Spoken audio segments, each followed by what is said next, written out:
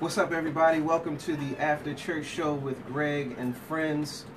I'm your host, GB, and we bring it to you live from WXSL Street Legal Radio like we always do. In the studio today with me, I've got my girl, as always, Miss Kai Nicole. What's going on, Kai? Good afternoon, ladies and gentlemen. I thought you was going to say what's happening, y'all. What's that?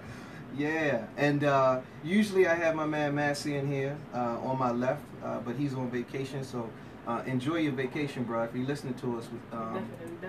we might be a little jealous that you're off today, maybe, but we'll discuss that when you get back. But to my left today, I've got my man. I've got one of my friends from way back sitting in here. He was on the show several weeks ago, actually.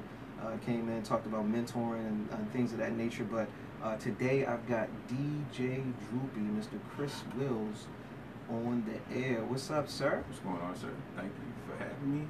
Yeah, we got him in the studio with us today, so he's gonna be part of the shenanigans. He's gonna, hang out with us and do what we do, because y'all know what we do. We do our thing, and that's the only way to describe it. We'll call it our thing. Is that fair enough, Kai? Is it our thing a good thing? Yeah. Wow. Yeah. All right. So, well, anyway, let's get right into it.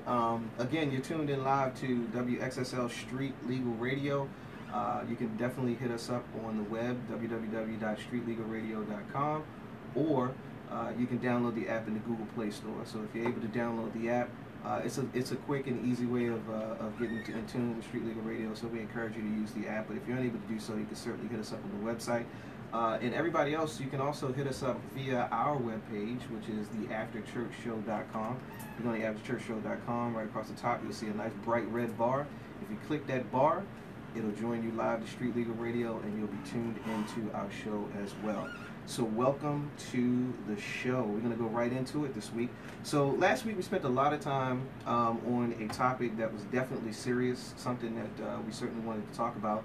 And it hasn't gone anywhere. You know, we were talking about racism, racial divides in this country, violence across this country, black genocide, things that really need our attention, stuff that we need to pay attention to as Christians, that we can't, turn that negative eye towards or just look away as if it doesn't exist. There are things on the table, and I believe that God puts things on the table so that we can discuss them, so that we can be real about them, so that we can have a dialogue and grow from a spiritual perspective. So, in line with that, you guys, I was watching the ESPYs this week. I really don't watch award shows. I'm not an award show guy, but I'm a big-time sports guy.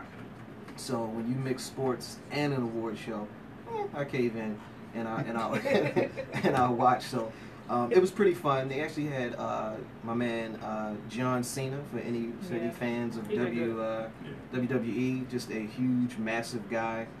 He really looked funny, though, I'm going to tell you, because somebody that big shouldn't be in a tuxedo.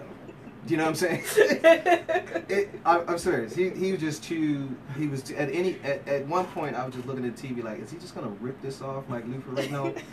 Because if he clapped too hard, the back, I'm sure, split wide open. But anyway, he hosted the show, and he was on there, and he introduced, or right, he didn't introduce, they actually did an opening with some NBA players. So if you didn't get a chance to see it, those who have on demand, and I'm sure in the age that we live in now, you can YouTube it at this point. But Carmelo Anthony, Chris Paul, Dwayne Wade, and LeBron James all opened the show, and they spoke out against senseless violence in the nation, and they were talking about how everything's kind of come to a boiling point, and how they need to utilize their platform as athletes, specifically African American athletes, to reach the populace and talk to them about, in other words, using their positions to kind of get involved. Kind of reminiscent of what we used to see with the Kareem Abdul-Jabbars, the Muhammad Ali's, Arthur Ashe, Jim Brown. Those guys took social matters very seriously, and they talked about them. They weren't afraid of losing their Nike endorsement or their vitamin water endorsement or whatever endorsement they have, Rolex, etc. They weren't afraid of losing it, maybe because they didn't have it, but they just weren't afraid of putting themselves out there and saying, hey, listen, there's some issues going on in our culture, there's some issues going on in our country, and we need to put some some force behind it and speak out against it. So, did you guys catch that? Did you guys see that? I was able to see the clip of that Okay. online, and I thought it was great. Yeah. I think not just them, but there's other celebrities out there too, and I think it's a good thing because there are the younger generation's role model. Right. So, seeing them up there doing that and just being involved with, Black Lives Matter, and police Mhm. brutality and anything that's going on, their activism is very needed, very much needed, especially for young black males who look up to them. Yeah. I thought it was a really great thing. Yeah, I think so too, because even the little kids in the suburbs who may not necessarily be black or from a racial minority, they get the opportunity to see these people who they idolize, because they idolize them too. They look up to them too. They get to see these people actually speak out against some very important issues, and so it could be something that their parents aren't even talking about within the household. So it raises their level of consciousness as well. What do you think about it when you saw it, Chris? I agree. I think it's necessary for those persons who are in the limelight to speak up because pretty much with the exception of some other celebrities who immediately speak out when these situations take place, most of the news or media that you see have been activists. Yeah. And so only certain people know who they are. So the weight of their message isn't as heavy because they can't connect to the person. So when they opened up the award show that way, here are 4 men who pretty much everyone knows. Yeah, if you don't know who LeBron James is, dude, come on. You better So not rock. that connection. You might not know who Chris Paul is, though. Right. Chris Paul. Right. Who's the short guy? Yeah. Isn't he on State Farm? Yeah, commercials? that's the State Farm guy. That's the shorts guy. But being able to see those persons and seeing the connection.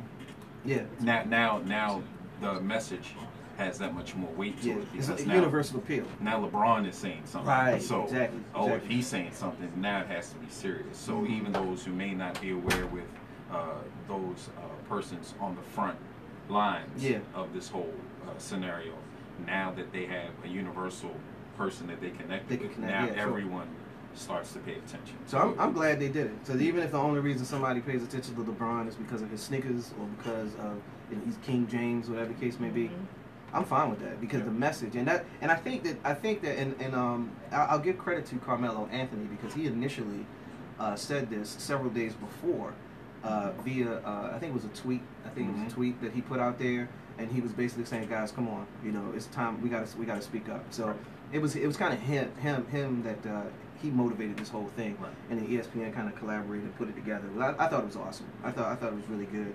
And in the same light, DL Hughley. Geez, I mean, this dude is on fire. Yes. He is. Yes. I mean, y'all catching DL lately? Every right to be. DL is like, okay, listen, I'm gonna say what needs to be said, and I'm gonna say it whether you like it or not. I really appreciate that He's brother shooting right from now. the hip. Yeah, straight up. I mean, he's coming with straight no chaser. He's just giving it to people, And I don't know if you guys caught this, but he put on his page, he showed an interview where Fox News invited him on. So he went on to Megyn Kelly's show. I think it's called Kelly Files or something. The Kelly Life or something. Something about Kelly. Anyway, but he went toe to toe with her to the point where it got ugly, and then she kind of gave him. You know how you give people that. Okay then, when you really want to get off the phone, you be talking, you be like, okay then, all right. She cut him off. I think they cut his mic. Oh my goodness, because he was like coming for her. This dude straight up said the only place that racism doesn't exist is Fox News and in the police department. I was like, DL, come on, son. But needed to be said. Did y'all catch it? Did y'all see it? Did I catch it? Yeah, with both hands. With both hands. Yes, sir. With both hands. Yeah. It was something, man. Because I mean, he and then the funny thing was. They had Mark Furman on right before him. So when they put the camera on him, he was already miffed. Exactly. Right. You know what I mean? He was shaking his head. He was shaking his head back and forth, and Megyn Kelly, they antagonize. They're like drama. So he's basically like, so what's wrong, DL? And you know what I mean? And then boom, he gave Let me tell you. Let me tell you. I'm glad you asked. And for those who don't know, what's his name? Mark Furman. Mark Furman. Yeah. Former cop. Yeah, he's a former cop. So for people that don't know, he admitted to doing some shady stuff. Oh yeah. Dirty dude. Yeah. Yeah. So that's why he perjured himself. Yeah. Yet, you know, he perjured himself. You like that? He perjured himself, and he's still walking around. You know what I mean? Like nothing. On payroll. On payroll. Well, And if you purge yourself and you talking about steroids, you can go to jail. Yeah. But this dude, a dirty cop. Yeah. Well, puts things in perspective, if you ask me. It does. So DL he's been on the hunt, man. And I can't say that I don't appreciate the attention that he's placing on things. And I think more people need to step up. Now he has his own brand, the way that he does things. You know, he's a little raw. So for all the Christians out there that might not like that raw, uncut, he's not the one. Yeah, he's not Reverend Hughley. Just get that right. You know what I mean? Right. He's not Apostle Hughley. And the thing is, DL. he's like that all the time. This isn't the first him. social issue that he's spoken out on with fervor. Sure. Let's say. Yeah. He's been at it. He's been at it since Trayvon Martin. Yeah. But even if you go before that, he was on it before that. But the beauty of it is he reaches a certain audience who they don't receive conservative communication. I like how you react put to- that, but when you break that down for our listeners, Chris, because you saw what he did, Yeah. Kai? That was I really like the way classy. he did it. That was very classy, bro. Now I want you to say it like we outside. He reaches to the audience that keeps it real. There you go. that are on they keep it 100. Yeah, exactly. And because they don't have time to sift through. Right. Give it to me. The verbal Right there. jargon that most people do. He gives it to you straight. Cut out all that intellectual crap. That's what they will tell you. Here it is. Mm-hmm. Let me ebonically give it to you so that all of you can relate. But people receive, certain people receive things certain ways. Yeah. So he's reaching an audience that won't tune into CNN Exactly. or Fox News or the other news. No, he's reaching medias. the audience that'll tune into BET, Centric, Right. Bounce, Exactly. News One, World Star, Right. Ratchet TV. And the There you radio go. station is out Yeah, there too. he's hitting the four corners with this one. He's hitting the four corners with this one. So, but I appreciate him. I mean, I cannot reiterate how much I appreciate what he's doing, because everybody needs to be reached. No different than with the gospel. I mean, we come in here and we know coming on the air that the after church show isn't going to reach every Christian, but that's okay too, because the way that we put, like Kevin Hart said, the way this Christianity is set up, it's enough to go around, and you're going to reach who you need to reach. So Right. everybody's got a pocket that they fall into. You know what I mean? So I can certainly understand and appreciate him. But if you're just tuning in, you're tuned into the After Church Show with Greg and friends. Today I've got Kai Nicole as always, and I also have my friend and brother Chris DJ Droopy Wills in here with us today. So we're having a good time. We're looking forward to an exciting time on the air. We're about to take our first break. When we come back from the break, we're actually being joined today by another couple that friends of us, friends of the show. We're glad to have them here today.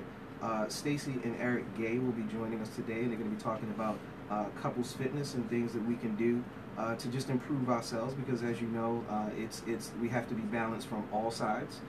It's all about the holistic approach. We can't just be spiritually fit and not physically fit. So I'm glad that they're here today. They're going to talk to us about the things that they love doing.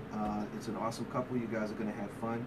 So when we get back, we'll be talking with them and exchange some ideas and talking on the topic of fitness. So stay tuned to the After Church Show with Greg and friends. We'll take a quick break, and then we'll be right back. Welcome back to the After Church Show with Greg and friends. We thank you for tuning in today and joining us on our journey, having a good time in the studio so far. And as promised, we have returned with Mr. and Mrs. Gay, Eric and Stacy. How you guys doing today? We're doing great, thank you. Awesome. We're doing wonderful. Thanks for having us. They are so. Do you see them? It's so precious. if you're tuned into us and you're listening, that's great. But if you want to see this cute fitness couple, jump on Ustream, and you can see us on Ustream if you follow us under Street Legal Radio, or you can jump on Periscope as well and follow the After Church Show, and you'll see us on the inside of the studio. So it is great to see you. I'm just gonna tell everybody. I already know Stacy. She's like a little sister, like growing up. I feel so old today. You should. I really, because time has gone by, and I'm like, man, she still look like she did when she was 10, and I got age on my face. We'll put it that way. We put it on my face. And ironically enough, I went to school with her husband. It's a lot of poly people in this world, so big shout out to the best school in the universe. I said it before, I'll say it again. Baltimore Polytechnic Institute, one of the best schools in the world. So welcome, Eric. Welcome to the show, man. Hey. So it's good to have you guys here, and we brought you in today because of something that I observed. I love social media. Social media is a wonderful thing. So through social media, I have I follow Stacy, connected with Eric as well, but she works out continuously, always giving motivation. Always speaking positively. It's very obvious that she's saved, loved the Lord, and all this is mixed together with this whole fitness thing. So I just watched for a few weeks, and I'm like, well, she should come on the show and kind of share your story, because there's plenty of people that need to be in shape or want to be in shape. They try their best and they fail, and they may be following somebody that doesn't necessarily motivate them. And I think that just as a Christian woman, and then as you two as a couple, it's extremely motivating. Thank you. So that's why I have you here today. Thank So you. I want to learn everything, and I want everybody to know about Stay Fit. I want them to know all about that, and I want them to know all about you as much as you're willing to share, of course. Okay.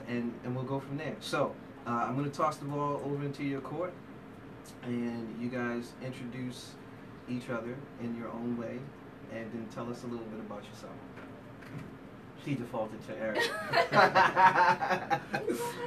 That's right. Go ahead, man. You got it. Well, hello, everyone. I'm Eric. Last name is Gay. I'm just here. Just a blessing to be here and be in the presence of everyone. I'd like to introduce Stacy Gay. She's my backbone. She's my pride and joy. Okay. But more importantly, we work together, and I think that's a very important factor in a marriage, as well as a friendship as well. So, without further ado, here's Stacy, and Okay. Introduction. You came in a lot of pomp and circumstance. Wait. I wasn't ready for that. He just Hashtag made sure brownie points. he made sure when he got home, when he get home, everything's good. Oh my goodness. You I heard didn't how I know. introduced you on the radio today, didn't you, baby? I did not know that was coming. Thank you. My name is Stacy. What was the question? It's Lord, all he right. just See, threw me you off. see what you did? You got her all flushed. Threw me off. Tell us all about you and Stay Fit and what you do. Okay, praise God. Gotta throw it off, right? So, what I do is personal training and group exercise fitness. I'm a personal trainer. That's like my passion. I love group X as well. I like to take on people that really are unsure about what to do, where to go. And I like to be as flexible as possible, because I don't train people because I want to get rich or be famous. I want people to live long, healthy lives. Wow. You know, the premise of the whole thing is holistic health. So that's why we have to bring in the piece of being, spiritually sound and have a relationship with God, and understanding that your body is your temple. You only get one. Right. And, we all go to church, we want to praise God, we want to wave our hands, Sure. but then we want to leave church and act the monkey when it's time to eat. Right. So we forget that. She's talking about the buffet ministry. I'm just saying. That's what I know what you're I'm talking just about. saying that, while there's nothing wrong with that here and there, we have to remember that everything that we do is a testament to God. So Right. even how we treat our bodies, what we do and what we don't do, is a testament. And we have to give God worship even in our temples. And that kind of switches the perspective and helps people understand that their body is their temple. It does not belong to you. It's just on a loaner, and you have to take care of it. So really big into holistic health, have prayer with my clients, Wow. Okay. try to, just be a good support system and try to be as transparent as possible, and just help people along the way, because we get lost. Yeah. I had my own story when I was 30, 40 pounds heavier due to life circumstances, and had to really refocus on making God the priority and having everything else fall into place and understanding. And this was kind of one of those things where I let it go, and then when I put God back at the center, my passion was reignited for fitness. So wow, so you lost 30 pounds? yeah, That is amazing. yeah. It took me a year. Yeah. It took me a year to get where I wanted to be, but with consistency, it was possible. The C word. That's the thing. I'm saying, hey, look, I am so good at getting started. Yeah. It seems like every time I get started, McDonald's be like, yo, 2 for $5. And then I find myself with a big giant orange soda and 2 for $5. Okay. I know, right? You. It gets me. It gets me. So I'm like, I'm in school, I'm studying. You know, it'll be 9:30, 10 o'clock. You know, wife is settled in, hungry. You know, and I'm like, the quickest, fastest thing for me to do is to shoot around the corner and go get me that extra large fry. And that's what I wind up doing sometimes. So I like the fact that you actually pray with your clients. That's unique, at least from what I know. I mean, I don't think Sean T and them praying with their clients. You think so? No, not Probably not I'm Sean not T. even touching that one. Okay. Maybe I'll use Yeah, switch it. yeah, we'll go ahead. Oh yeah, don't touch it. I got you. Yeah, I'm gonna leave that one off. Yeah. So anyway, you guys are such a cute couple, and I know Thank just you. from talking to you, Stacey, that fitness was a part of your story. Yes. So why don't you tell everybody how you met? I'm looking at you, Eric. Go for it. He's like, man, I just introduced her. Let her do the talking. Slide the mic. Well, we met. Slide the mic over. We met about maybe 3.5 years ago at the YMCA on 33rd Street. Okay. She was working there, ironically, at the time. So I would frequently go in and work out, you know, and I would To see Stacey? a little bit of that as well. But we were, I mean, she was working at the YMCA, but at the time. Got the leg So you slap. about to tell the long version? Don't tell them over. The short version. Okay. Okay, she well, about, yeah. Give us the cliff notes. To make a long story short, Yes. we I met love at- it. I love it. We met at the gym. Yeah. You know, we started dating, but you know, ironically, when we started first dating, You know he gonna tell. He Right. got We wasn't this. trying to He get it trying out. to tell I this know. one part. No. Tell this part, Eric. Go I ahead, got you babe. back, Go man. ahead. Go ahead. That's good. That's good. I know what we you're about to wasn't say. really feeling each other. Yeah. Starts out like that sometimes. At the beginning, but you know, we courted, Right. and we, you know, You notice he said we wasn't feeling each other. She probably wasn't feeling it. Right. But go ahead. Go ahead, man. Long story short, we wind up, you know, making that commitment, and here we are today, and we married. We're happily married, and Yeah. I'm the luckiest man on the festival. You already scored 3 points. You Extra. It's Oh like my extra goodness. point. Nah, that's what you do. But you know what? It's amazing that fitness is a part of your relationship, a part of the foundation of your relationship. You appear to be in good shape too, sir. So, you know, when did your personal fitness journey start? Well, you know, I played football, high school. I ran track, and from there I transitioned over to running collegiate track and field. Okay. And you know, after I finished college, you know, I ran amateurly for about maybe 2 or 3 years after college. And I mean, and after I stopped running, it just became a way of life for me. Right. So. And wouldn't you think it has to be that though? Well, Isn't it that, has I hear to a lot be of a way people of say life. that it has to be a way So, of life. I mean, you have to have that mentality when you wake up. It's just like eating breakfast or really getting that meal that you're really craving. You have to have that same intensity and passion about working out. You know, as she said, your body is your only temple, and you have to maintain it. And you know, it's your temple. I got you, man. You only get one, right? Only Yeah. get You only get one. So, One. what about your personal fitness journey, Stacey? When did that start? Okay. I'll give the short version of that too. My personal journey started because I lost track of who I was in a past relationship. Okay. I lost track of who I was, what was important to me. And a lot of people can relate to that. You gain weight, you forget who you are, you can no longer identify with yourself in the mirror. Sure. And when that relationship was over, I really took time to reevaluate everything in my life. And when I looked in the mirror, I was not happy with what I saw. So, you know, I just started taking steps, you know, baby steps, because I used to be so athletic.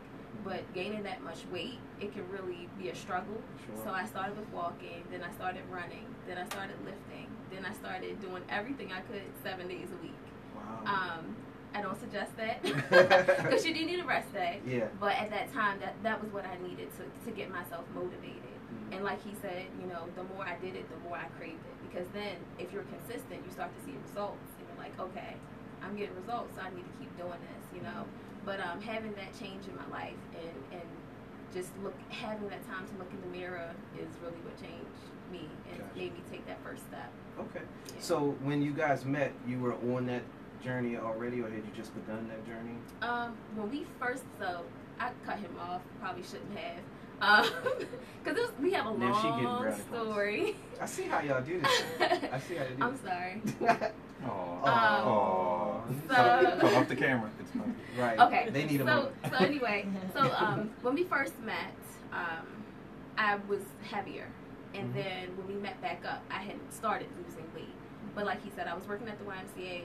He was going to the gym, and I was working out at the YMCA at another gym. So we both were in a good fitness place when we started dating again.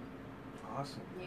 Man, this is very encouraging. I mean, I don't know about you guys, but just to see the connection between you two live, it's obviously that you're not, you know, faking. Some people put on for the camera, so to speak, but this is definitely authentic and real. So what I'm going to do is take a quick break, but when we come back from the break, we're going to get into Stay Fit, personal wellness. We're going to talk all about that, and then we're going to get some ideas about what couples can do to start a fitness journey together, any advice that you can have for them. And then we'll go from there. But we definitely thank you guys for joining us so far. All right, so stay tuned, stay locked to WXSL Street Legal Radio. You're tuned into the After Church Show with Greg and Friends. We'll see you in welcome back to the After Church Show with Greg and Friends. You're tuned into WXSL Street Legal Radio. I'm your host and producer, GB. I've got Kai Nicole and DJ Droopy in the studio with me today, hosting, and we have Eric and Stacy Gay here with us as well. We'll call them the fitness couple of the year. That's what we're gonna call them. So if you're just joining us, we're actually been just talking to them about their personal journeys with fitness and how their lives turned around by utilizing fitness to get to a better place. I think that's a fair way to put that. But most importantly, they put God first, and that's part of the reason why we have them on the show today. So again, we thank you guys for being here. So if you would, I want to talk a little bit about your business, Stacy. So if you could tell everybody about Stay Fit and let us know all about it. All right. So the name of my business is Stay Fit, Personal Wellness and Fitness Counseling. Really, we are just focused on helping people. I just want to help people. That's the bottom line. So when people make contact with me, we talk about what their goals are, and just make arrangements for them to meet with me. I mean, it's really that simple. Try to do my best to be a good mentor to my clients, a good example to my clients. And again, you know, we always have that holistic health thing in mind. Always being open to be a good mentor, to have prayer, whatever it may be. I just want to make sure that people are impacted. When they leave my presence, like, I want to make sure that they leave a different way than they came in. You know, like, my goal every day is just to serve somebody and to serve God. So that's what it boils down to. You have my contact information. Yes. You know, but we're going to share it before you get off there, so everybody know how to get in contact with you. Okay, so it's personal training, it's group exercise. I teach group exercise every event you cancel Mondays. We have a fitness ministry at my church. Shout out to my church. Go right ahead. Who's your pastor? My pastor is Apostle Jonathan Patterson. Okay. I go to Lord's Church of the Harvest, and I'm so blessed to be there because he gave me a great opportunity to start a fitness ministry. You know, because your business is your ministry, and being able to have a fitness ministry has really given me I don't know how to say it, I guess a platform, but it's, you know, I just have a heart to serve. So if I can do it in church, and I can do it in this place, and I can do it that place, I'm happy to do it. So we have Fit for Service Ministry, which is fit for service, because again, it's about servitude. Everything that we do is not about us. So we teach that. I teach that class along with other group exercise classes, boot camps, and you've seen I do like 22-minute hardcore and stuff like that. I also do workout at home programs for people that are not able to go to a gym or don't feel comfortable. I go to my clients. I have some clients that come to me. The key I found is flexibility, being flexible. So the bottom line is, personal training, group X, support, nutrition advice. I'm your girl. There you go. What's your demographic? So with your groups, is it women? What's your demographic? Just so we don't want the wrong people calling. No. Eric is actually comfortable with me training men because he trusts my judgment. But right now, I do have all of my clients are women. But I have trained men in the past, so and he helps out with training too. So I do it primarily because this is my passion, my business. But he definitely does it as well. We've actually taught a couples fitness class together, and it's something that we're working on doing again. And it's a great time because you come with your spouse and you get to work out and sweat and encourage each other. Get the hormones raging. Thank you, Jesus. Hey, I'm married. I can say it. And work together, and so it's cool. We definitely play off of each other, and we post about everything. So hopefully we'll have the couples class coming up again soon. Okay. Yep. So either one of you can field this question, but one of my questions I have for you today was, what do you find to be the benefit of working out together as a couple? Just some of the benefits from both your perspective. What do you think is the benefits of working out together? Well, I mean, some of the benefits are you develop a more intimate relationship with one another. Say that. Say that one more time. That intimacy, you can't beat it. And far as the friendship aspect, if you're working out together, you're coexisting with one another. So there's the interaction where you're talking, you're communicating with one another. Just a simple walk for people that's just starting off for the first time, just taking a walk, a mile or a 2-mile walk together, holding hands. Not only are you burning carbs and you're working out, but that's a great time to talk, iron out some issues that you may have with one another. Why not?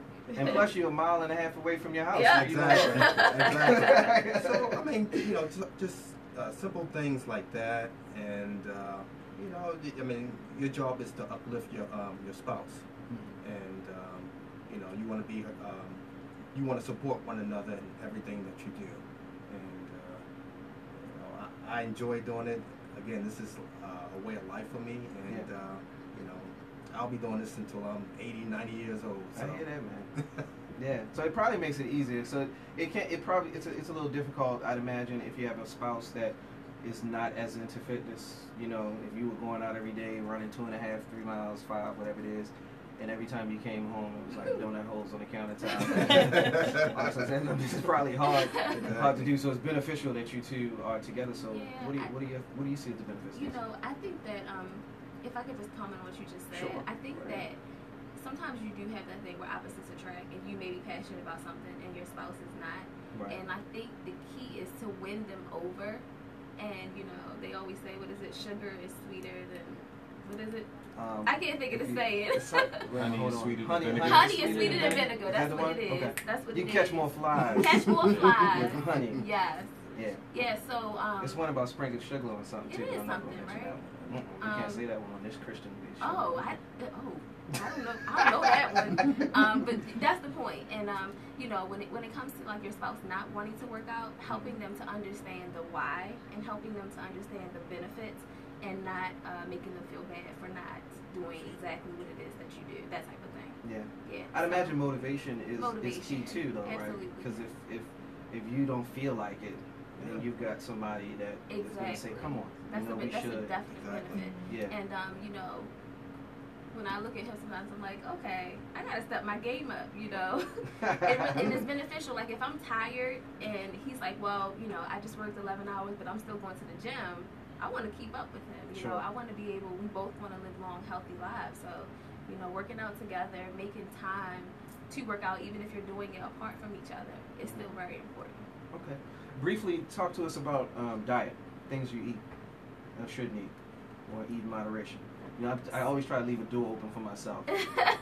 Moderation, that's the key. I think that moderation is the key, but a bigger key is honesty. Mm-hmm. When it comes to I had a donut today. Okay. I'm just being honest. Yeah. You know, just being honest with yourself, because I know, and I will say this in full transparency, I don't have a lot of self-control. If it's in my house, I'm going to eat it. Mm-hmm. So I can't buy it. If I want it, I have to go buy one of it, like a donut. I cannot buy a dozen donuts because they'll be gone by the time he gets home.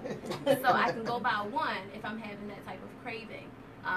But even if I had that one donut, because I have a balanced diet, I don't really like stress myself out about it or like think I gotta go to the gym right away after I eat the donut and things like that. You're a proponent of like the shakes and stuff, though. You blend a lot of stuff. I do. I just got into the whole smoothie thing, making smoothies at home. I also drink Shakeology. Expensive, but definitely worth it for your digestive system. So I do that. I like to do lots of proteins. You know, you can do your chicken, fish, things like that, and lots of vegetables, and a lot of water. Lot of water. So yeah, so that's it. You know, we do meal prep. I do meal prep. I cannot. And he partakes. I cannot do that because Why? I can't eat the same thing 2 days in a row. I don't even like to eat leftovers, and my wife will say it like just make enough for that evening because I really don't want it the next day. Right. And I know that's weird, and I know that's my own little quirk, and she's probably laughing right now. But I really don't like eating leftovers. So meal prep. Yeah. And I look at all these trainers and stuff doing this like chicken, broccoli, sweet potato, chicken, broccoli, sweet potato. I can't. It's you know? It can be boring if you do that every day. And what I try to do is switch over to the family style. You know how you go to a restaurant, you get family style. So I might make a big container of greens, a big container of chicken, a big container of shrimp, fish, whatever. And then each day I try to make a different, what's it called? Like put it all together differently than I did the day before. Because that's an idea. I get bored too. I don't mind leftovers, but I get bored. So if I make it family style, then I can put different things so that you're not having the same thing over and over and over, but you're still getting the same like foods or right foods. You know what I mean? Yeah, totally. Yeah. I understand. I might think about doing that. Let's see if that works. Chris, you had a question? He's just like, man, this dude, Greg. Right.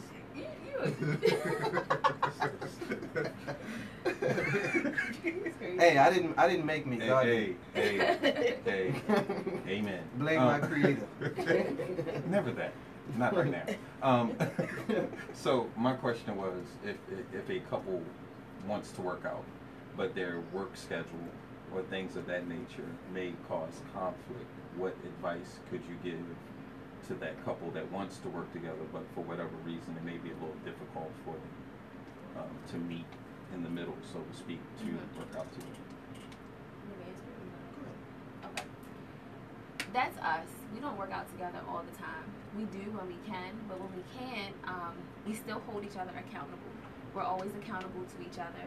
And I know that he doesn't do it much, but I do. When I'm working out, I actually send him a selfie of what I'm doing, or like I record myself, you know, because if he's proud of me, then I'm happy. So if I send him a picture and I'm like, oh, I just did this, and he encourages me, it encourages me to do it more.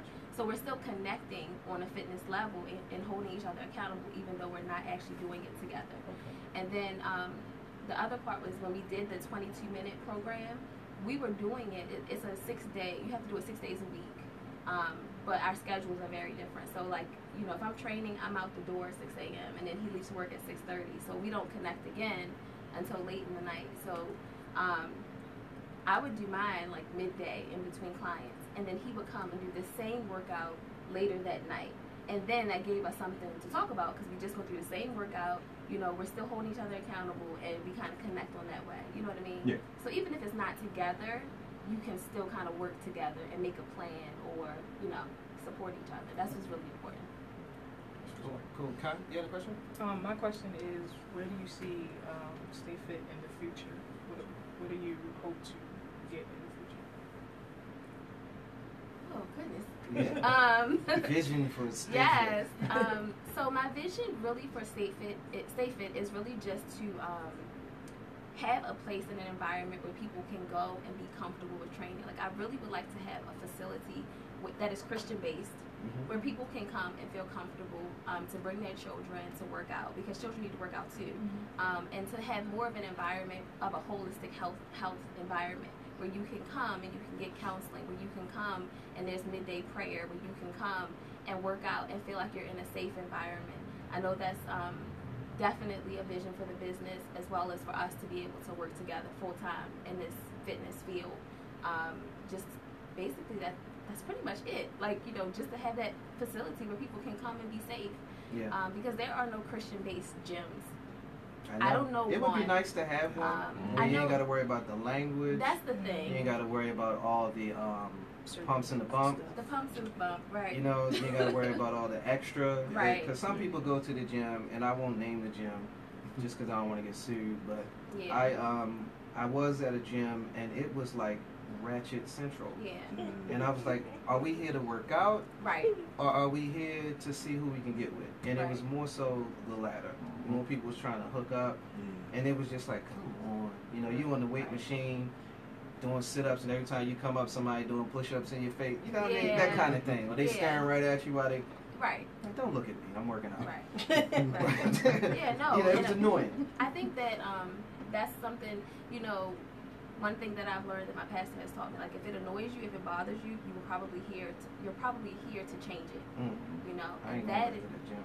You don't have to go back to the gym. You can come to my gym when I get my facility.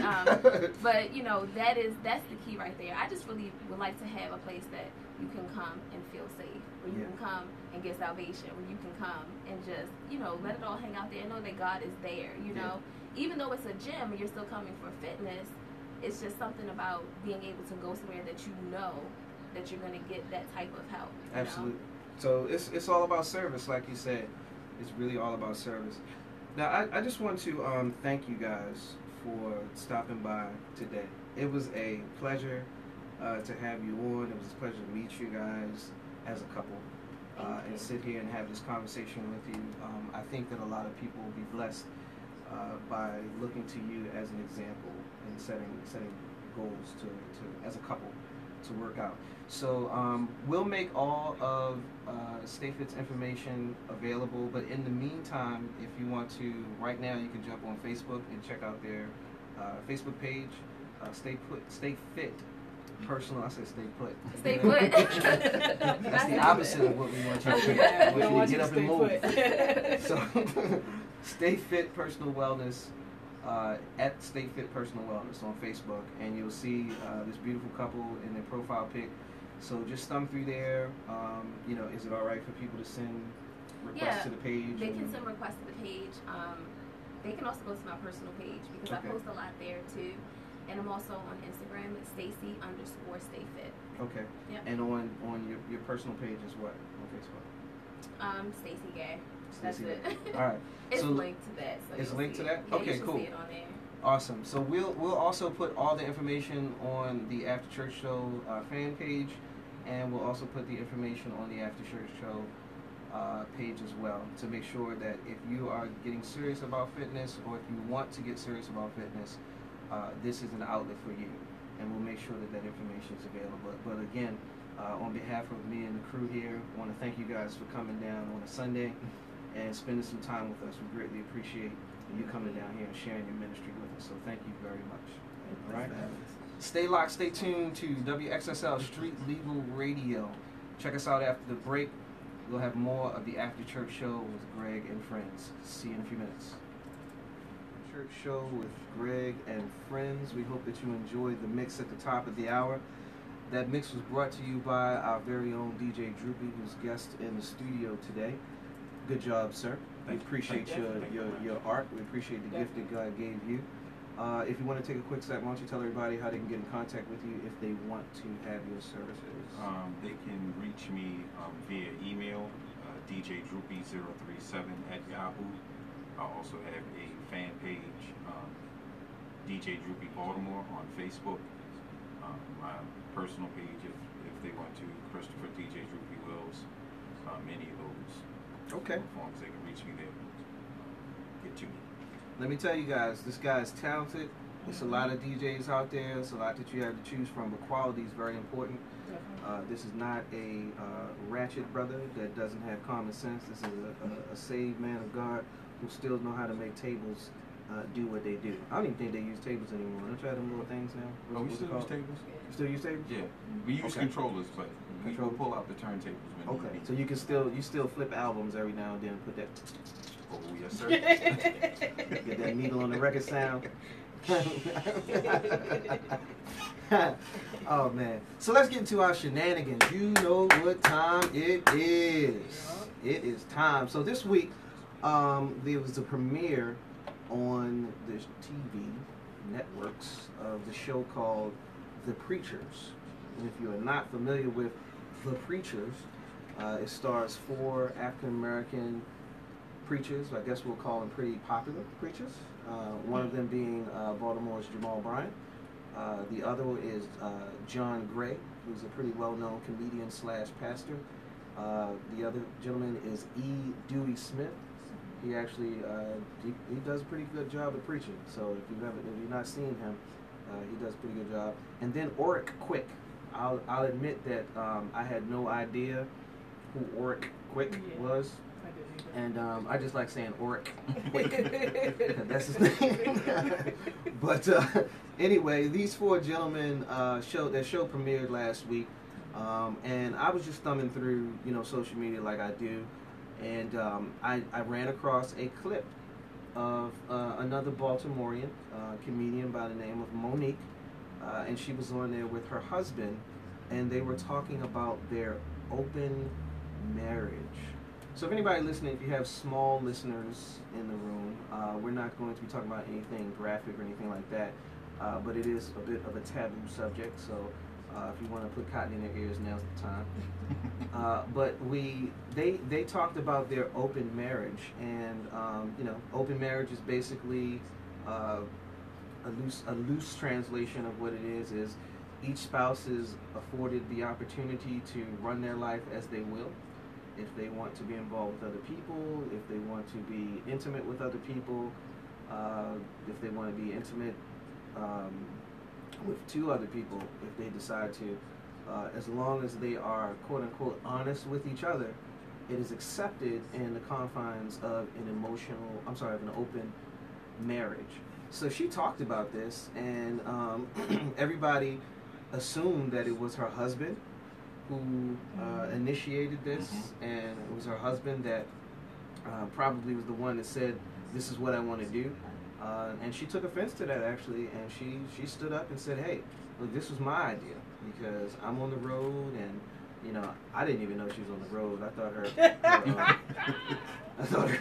thought her popularity had diminished just a bit. She was crying. She was blackballed. Yeah, she was just recently blackballed by Lee Daniels, I believe it was, but now she's on the road. But anyway, she's on the road, and she might want to be with other men, she said, and as a result of this, they have this open form of communication within their marriage.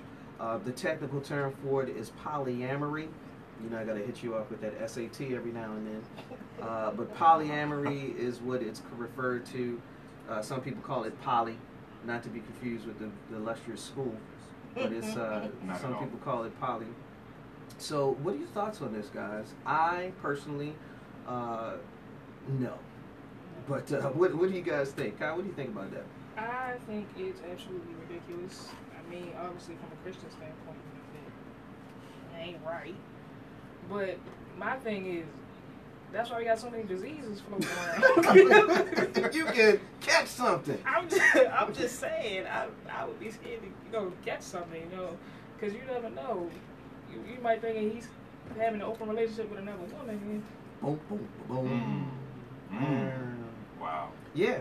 Wow. And that's Keeping It Real by Kylie. Right. That just went left.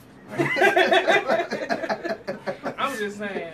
You're right, though. You're absolutely right. But no, right. I don't agree with it. And I don't agree with what one of the pastors said either. About making a joke of it, because it's yes. Well, it was Jamal Bryant. He said what he said was, and this actually made the hair on the back of my neck stand up. He said, and as a joke, and I'll say that he was joking. but sometimes, you know, murderers shouldn't joke about murder. Mm-hmm. And basically what he said was, you know, I was in an open marriage, but my wife wasn't. Yeah. And then slapped his knee like he was Eddie Murphy. Like, that, nah, you're that not whole funny. segment just kept getting worse Yeah, and worse. that and was worse. a bad but left turn. That I don't segment, too. agree with having an open marriage, open relationship, open Yeah. everything. If you with that person, be with that person. Amen. And if you can't be with one person, then don't be Yeah. in a committed relationship.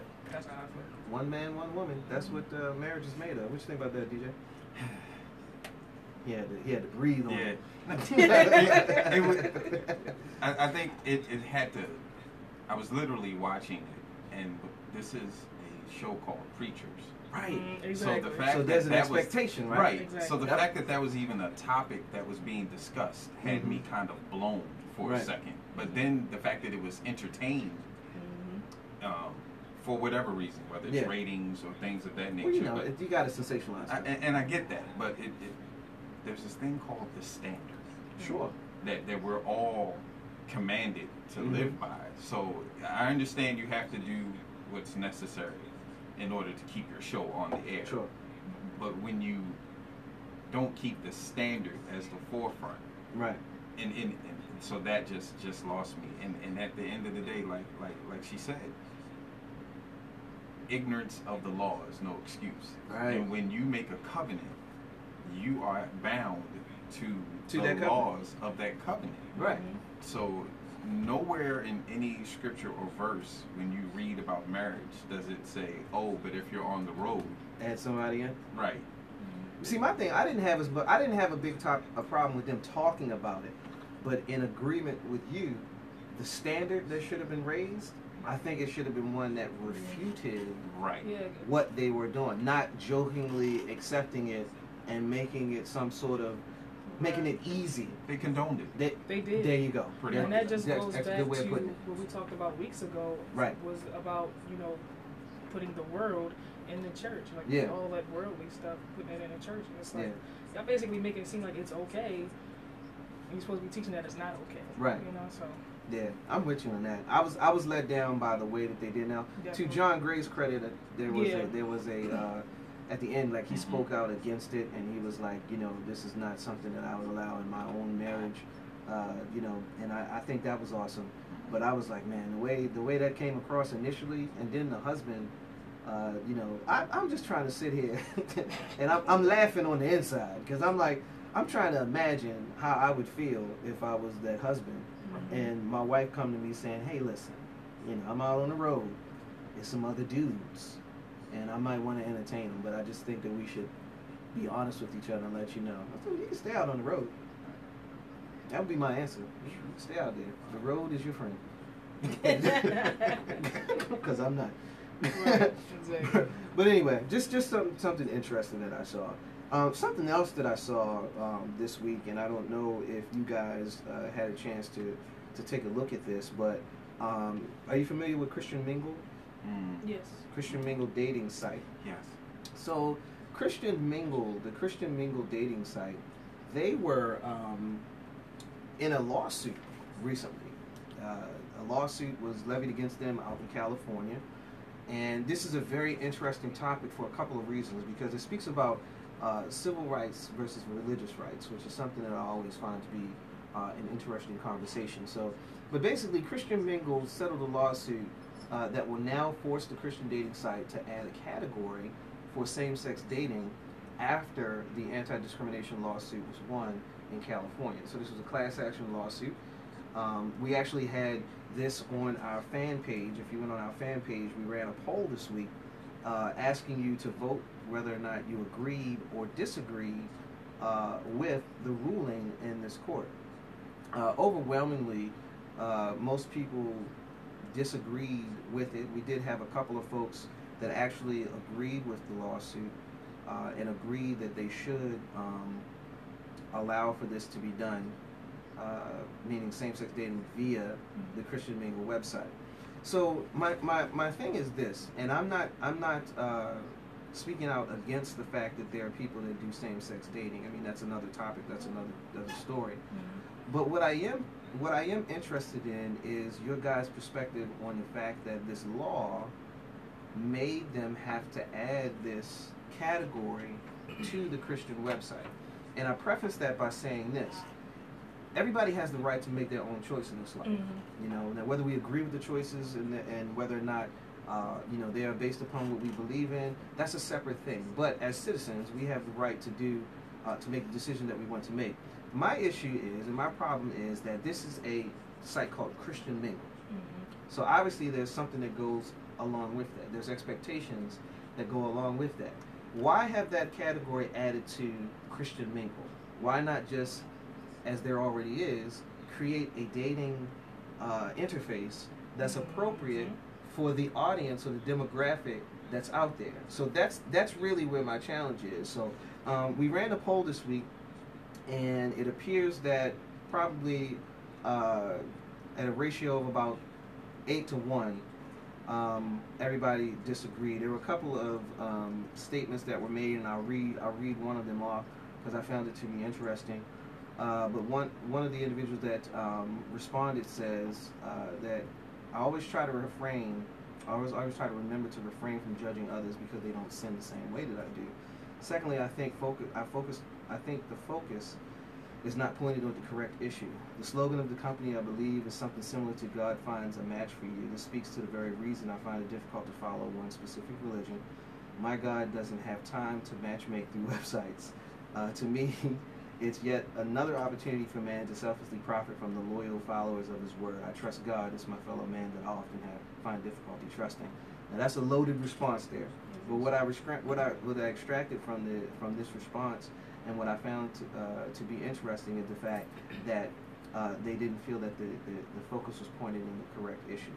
I don't feel that the issue itself should be about whether or not people can date same sex. I think that the issue in this instance is about whether or not that they should be made to add that to a Christian dating website. So what are you guys' thoughts on that? I disagree with them having to put that on there.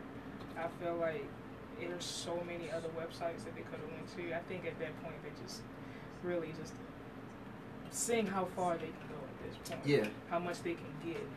It's become almost like a bullying tactic. It's like, you don't want us to judge you, you don't want us to bully you, but you're continuously forcing your beliefs, which I don't have a problem with it. That's, you know, what you want to do. It's your choice. Yeah, it's your choice. Right. I have no say. That's your life. But to force this company to do that, I don't think that part of it is right. Yeah. And I kind of understand what the person was saying about, you know, using God and putting the whole money thing. Right. You know, I understand that part, but at the same time, Well, I think to be honest, they had a problem with the fact that a dating site says Christian Mingle. yeah. But I mean, at the same time, if you think about it, those other dating websites, I mean, as a Christian, would you want to go, if you were single, would you want to go to those websites? I mean, I'd rather go for a Christian. Yeah, so I don't see a problem with Christian Mingle being in existence, but to be forced to put that new feature in there, I don't think that was right. It's almost a slap in the face, kind of, when you think about it. Now, Christian Mingle is actually owned by Spark Networks Incorporated. They own a few of the dating websites that we're familiar with. So they have that. I understand they own a few of the like Jewish. There's one for Jewish people. There's one for apostolic, I think it is, dating. There's one for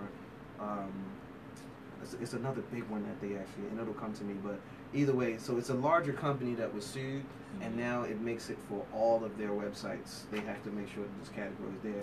So the company released a statement saying that all business establishments the reason they were added was because all business establishments of every kind whatsoever have to offer accommodations to somebody regardless of their sexual orientation. Now, I don't disagree with that. That's your right as a citizen. That's what you should not be discriminated against for any reason. But there has to be some sort of consideration because it's really constitutional rights versus religious rights, and it's always a powder keg. So Chris, what do you think about it? You would say powder keg. I'm ready to speak, right? All right, so I have to speak from my spirit on this. So let me preface this by saying, when you, from a human standpoint, your choice is your choice. Right, absolutely. But when I open up God's word, it's very clear.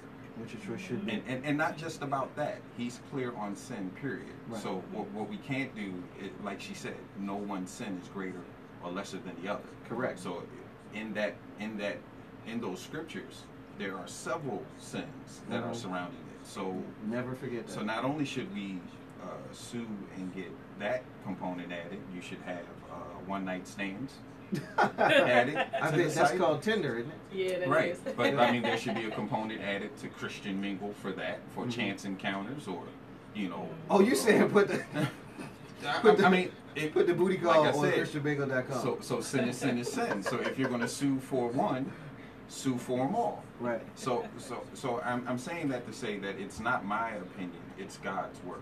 Exactly. So when you say Christian Mingle, that comes with a certain level of expectation. And so I think my issue with it is, so there are persons who in their relationship with God have repented and made sacrifices as far as their sins, whatever that sin may be. So we have to be careful as fellow Christians not to put someone in a situation where they can be stumbled. Sure. Because So now you add something that it's no different than Sure. I have been sober for almost 3 years now. So it's no different than someone inviting me to a party where there's an inordinate amount of alcohol, or saying, hey, here's a drink for you. Yeah. It's the same premise. We as Christians, we are to support, strengthen, and encourage our fellow brothers and sisters. Absolutely, I agree with that. We don't want to put them in a situation where now they're weak or struggling on something that they constantly fight. We all have demons that we're trying to fight, and we want to support them, not put them in a But here's the situation. powder keg piece, and it's the powder keg aspect of it. We do have that right, and we should follow, and I believe wholeheartedly, as we all do here at ACS, that that's the way. The Bible is the way. But we live in a country where we also have civil rights. So that's where this thing gets so sticky, because there's the part of me that understands exactly what you're saying, agrees with you wholeheartedly. But there's this dynamic, and I was having this conversation with my wife about the same topic, because if I infer or if I put on you my religious beliefs, then I'm opening the door to have your civil rights demolished. And then vice versa. If I don't open up the door for your civil rights, then I jeopardize my religious rights. So it's almost like a game of cat and mouse between church and state, where you always find this constant battling of these two things that you actually need.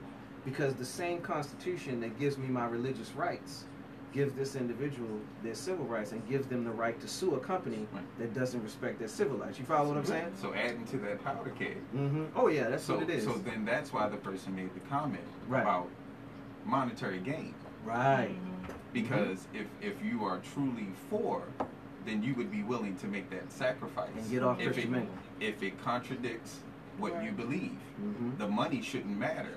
You're now going to violate something I believe in, so I need to make a stand for it, no matter what the cost is. So that allows them. The answer, as far as what you're saying, is, well, if you got a problem with it, don't use it. Yeah. Yeah. Ain't nothing wrong with that. I mean, I agree with that. We all in there together, kumbaya. That's what I feel. That's it. Yeah, good break.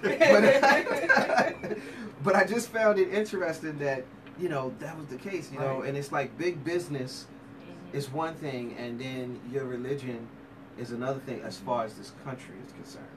The money says, "In God we trust," but at the end of the day, you know where I'm going with that. They don't trust in God at all. They trust in themselves. So, but I just thought that was interesting. I thought that was a pretty good topic to throw on the table for you guys to talk about. Hey man, Bust a sweat. Bust a sweat. So if you thought that was one, I got another one for us. Here we go. So, Chris, you owe me. That's all I'm going to say. I know you're listening. I took one for you. Hey, enjoy the vacation. Enjoy the vacation. Bring me back a keychain. It's the least you can do. So here's something I got. And you know what? I'll be nice to you guys. I'll be nice to you guys. We're already there, sir. So you might as well just ride the wave. We're gonna ride the wave on that. Here we go. Pro-life versus pro-choice. So recently in Texas, there was a ruling that was passed, that was rejected rather. I apologize. That would have made it more difficult for women to get an abortion in the state of Texas.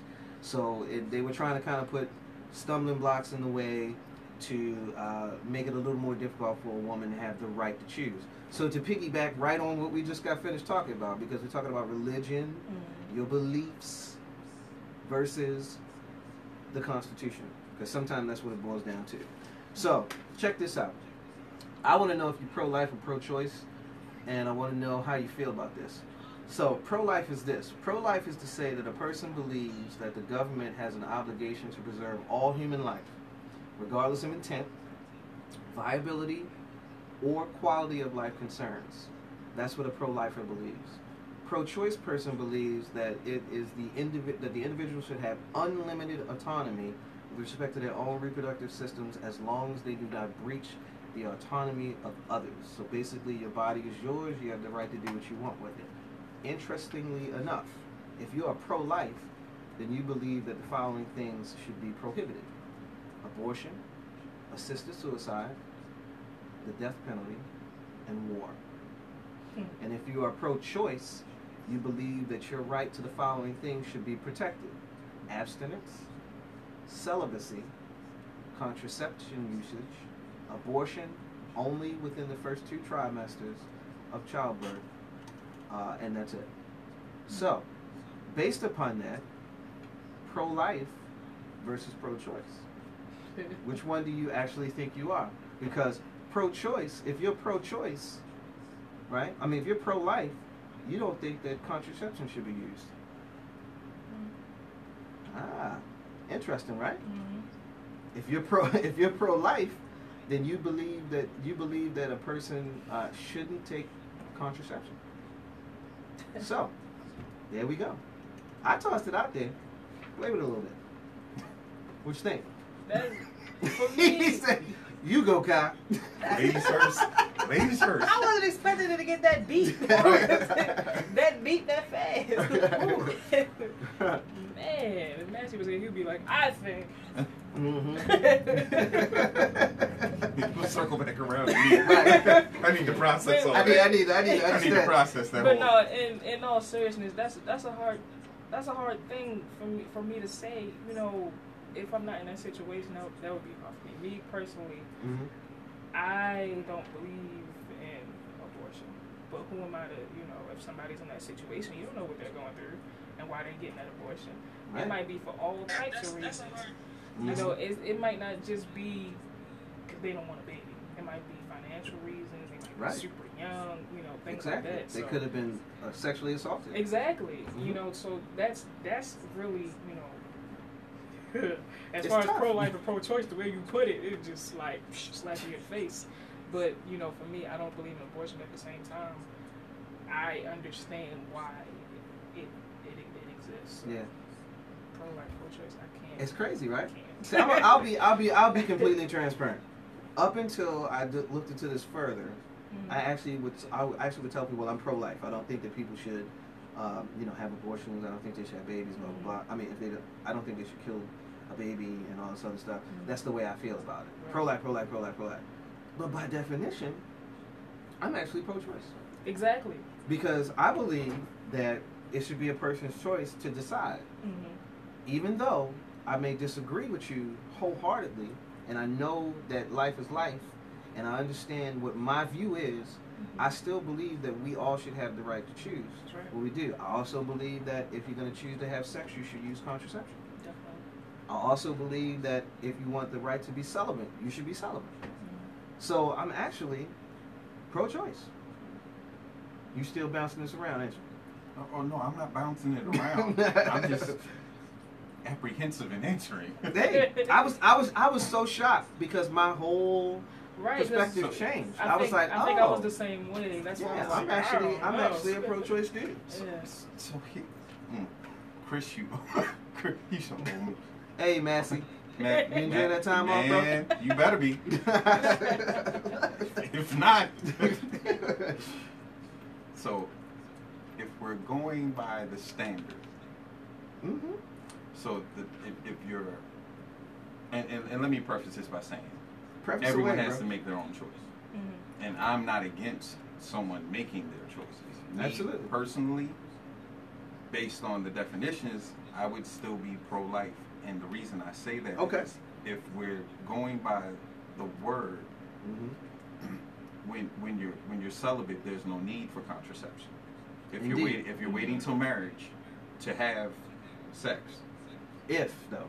If you're I said I'm wording this as You gotta- correctly you gotta as tread- I You can. gotta trying. tread lightly with Woo. this one, buddy. I'm not doing a Peter. I'm on the shore. I'm not even out there by the boat. So if you're waiting, if you're doing it the way that we are commanded to do, Mhm. and waiting until you're married, there Right. is no need for contraception because one of the purposes of marriage is to be fruitful and multiply. Sure.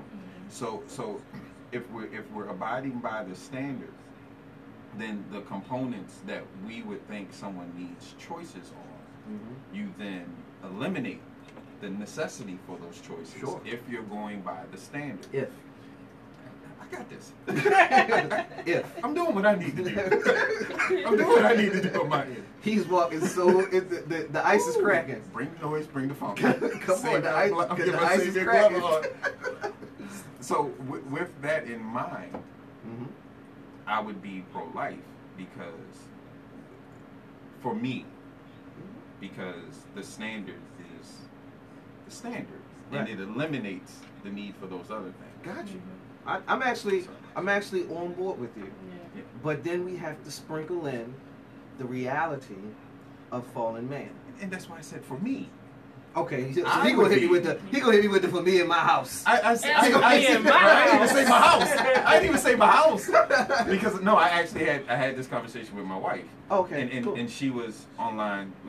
There's so many other factors in today's society Sure. that you have to factor in. But there's the existence of sin Right. Yeah. that you have to factor in. And so to that, Mhm. the card that I didn't throw in on the table is that God's plan is perfect. Sure. And we don't always understand what his plan is. So whereas we may see a child being brought into the world under Less than perfect circumstances, Mhm. his plan is perfect. Mhm. And it's us having faith in his plan, not necessarily faith in understanding his Sure. plan. There may be something else that he has in store for that child. Winding up with a curveball. So you have you have a unsaved woman that was raped. Okay? Everything you said is true, but she don't believe in this Jesus you believe in. She don't believe in this God. She don't believe in a perfect plan. She don't believe in sovereignty. She don't believe that she believes actually if God loved her, then this wouldn't have happened to her. Yeah. Now that woman, how do you tell her from this position that we have as believers, which we all share with you, To someone that doesn't believe. to somebody that doesn't believe? Because now you still, at the end of the day, you go right back to constitutional right versus your beliefs. Now, if I don't believe in you and what you're saying, then only thing I can believe in is my constitutional right. So then you have that problem. I'm not asking you to solve all the problems. No, but what I would say But to that is that's the reality of why we have these the Constitution itself to govern the land, Mhm. because we do have a country realistically where we live in where there's a myriad of different religious beliefs. Mhm. Now we believe and agree that we believe, follow, love the one true God. That's it. Okay? But there's also somebody that believes that a golden Buddha sitting on their mantle is what they should do. Some people believe in nature. Some people believe, they worship trees. I mean, it's you know what I'm saying? Yeah. So then how do you address that this way? So how do you explain to a person that fell into that unfortunate circumstance that I described why you're pro-life? So then that person on the other side is screaming, you're trying to control my body and tell me what to do. You're trying to tell me to have a baby when I don't want to. You're trying to tell me I can't use contraception if I want to, because if I choose sex and I choose to be sexually active, because you're pro-life, I can't go to the store and get condoms. You follow what I'm saying? Yeah. So that's where you get this all the time. And that's why I put this topic on the table, so you can collect from Massey later on. But that's the reason why I put this topic on the table, because it really forces us to engage in a conversation that pits us against everything we believe versus everything that we have a belief in to give us the rights to even believe what we believe openly in this country. Just side note. Yeah. I found it real interesting in looking this up that Texas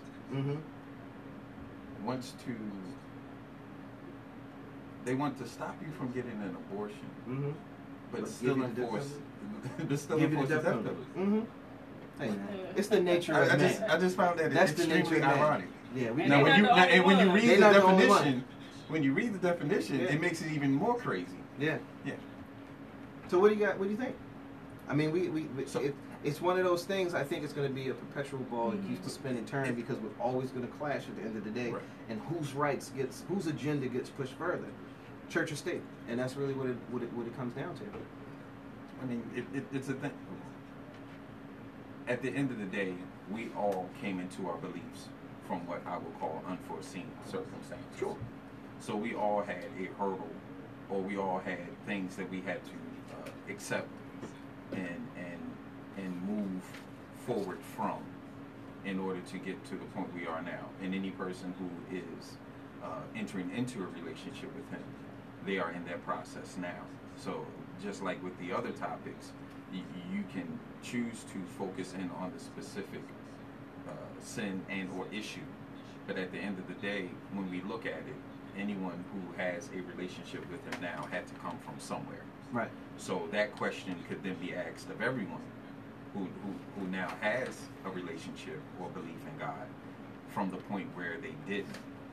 So what I would say to that person who is in a situation where they are more inclined to go by state than God because they don't have a relationship, that would be that opportunity for someone to introduce the possibility of a relationship with him. And then they still have a choice to make. Sure. But giving them that as an option, they're not forced just strictly to go by what the state may say or try to implement on their behalf. Gotcha. Yeah, it's going to remain an interesting topic, because it's something that we can talk about over and over again with various different things. You know what I mean? Because what I believe versus what the law says is always going to be and it's not new. It's been going on for a long time. We had another interest in the poll. Another brother left a comment. He said, "I'll follow man's law as long as it doesn't interfere with God's law. Once man's law comes in conflict with God's law, I will find myself on the opposite side of man's law." I think that kind of wraps up the way that any Christian should actually feel about the laws of the land and what we believe. You know, I'm going to do what the law says, because even Christ said, "Give unto Caesar what is due." Right. But if it conflicts with the Bible says, I'm not doing it. And I think that's the best way to kind of wrap that up. So we appreciate you guys taking a ride with us today. I'm about to give my final thoughts. But first up, before I even give my final thoughts, I want to thank you, brother, for sticking in there with us today. We appreciate you, DJ Droopy, coming by and just being with us today, man. It was a pleasure. You did Chris proud. I'm sure that he's listening somewhere. I'm sure that he's buying my T-shirt from whatever gift shop he's currently at. Yeah. For this one. Yeah, but we appreciate you coming in, man. And as always, Kai, you know you part of the ACS squad, so we appreciate all you do. Big shout out to Sade, our engineer, for holding it down like she always does. And thanks again to Mr. and Mrs. Eric Gray, Stacy and Eric Gay, for coming in today and speaking with us about couples fitness. It was an awesome time. We'll be posting all that information on our YouTube page by the middle of the week. So if you missed their interview, and if you missed any of the show, you'll be able to catch us on our YouTube page, which is afterchurchradio.com. But for my final thoughts, I want to say this. I saw a news story earlier this week. There was a group of atheist protesters they called for the removal of an advertisement for the movie God Is Not Dead 2.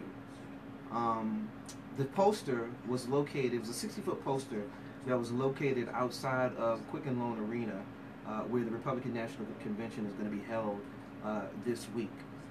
I raised this point because they protested the signage because of what the sign actually said.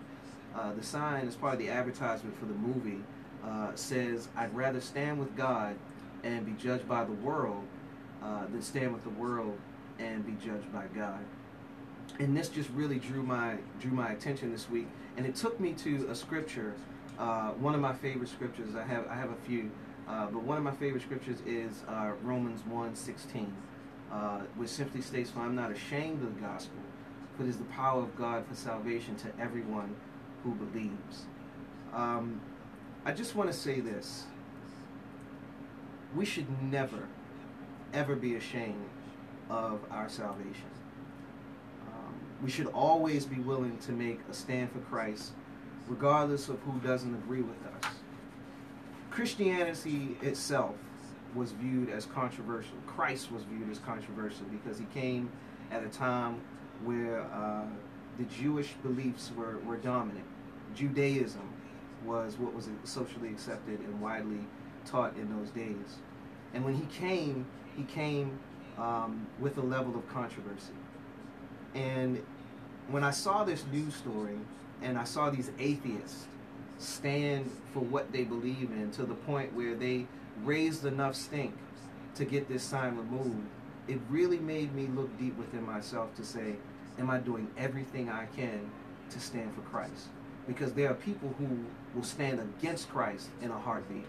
You can watch the news, you can listen to the radio, you can troll the internet. There's always something that's going to be out there to speak against Jesus Christ.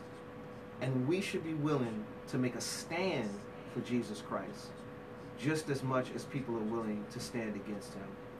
So my challenge for you this week, and the thing that I'm going to ask you to do, is to just look around your life.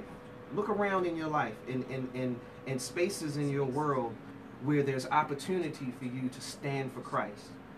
A lot of times people find themselves in situations where they won't speak up for their beliefs, and they won't say what needs to be said because they don't want to offend nobody, and they don't want to hurt anybody's feelings that may be in their family or maybe in their circle of friends. But if we are really about this business of kingdom building, and if we are really about Jesus, as we say that we are, we have to be willing to make a stand. We should not be ashamed of the gospel of Jesus Christ. We should not be ashamed to call ourselves Christians. We should not be ashamed to walk in a manner that reflects the Bible and the words that are found within it that command us to do what we ought to do in our daily lives. So that's my challenge for you this week. It's not hard. It's actually quite simple. I'm telling you and asking you, rather, to be about what you say you're about so that others can be delivered by the way that you walk your life. I hope that you've enjoyed the broadcast. I hope that you've enjoyed the show. This has been the After Church Show with Greg and friends. I'm GB, your host and producer. She's Kai Nicole. And this week we had DJ Droopy in helping us with the shenanigans. God bless all of you out there. Be blessed on your journey. And we'll see you next week at the same time. Later.